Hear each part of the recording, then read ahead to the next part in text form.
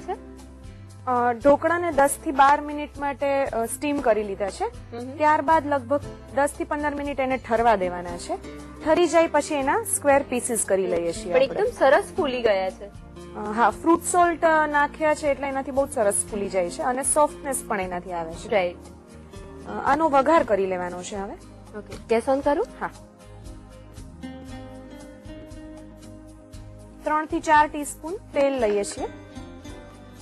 તલ નાખીએ છીએ. વરાળી વાનગી છે એટલે એકલા તલનો વઘાર કરીએ છીએ. ગમતું હોય તો જીરું પણ નાખી શકાય અને લીમડો પણ નાખી શકાય. ઓકે. આ વઘાર રેડી થઈ ગયો છે. ગેસ બંધ કરી દઈએ. વઘારને ઢોકળા ઉપર રેડી દેવાનો છે.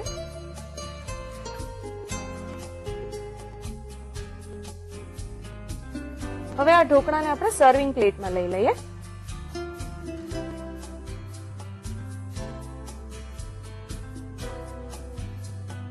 અને આપણે કોથમીર અને તાજા ટોપરાના ખમણ વડે ગાર્નિશ કરવાનું છે. ઓકે. જે લોકો ફરાળમાં કોથમીર ના ખાતા હોય એ લોકો અવોઇડ કરી શકે. રાઈટ. આ ફ્રેશ ટોપરાનું ખમણ છે.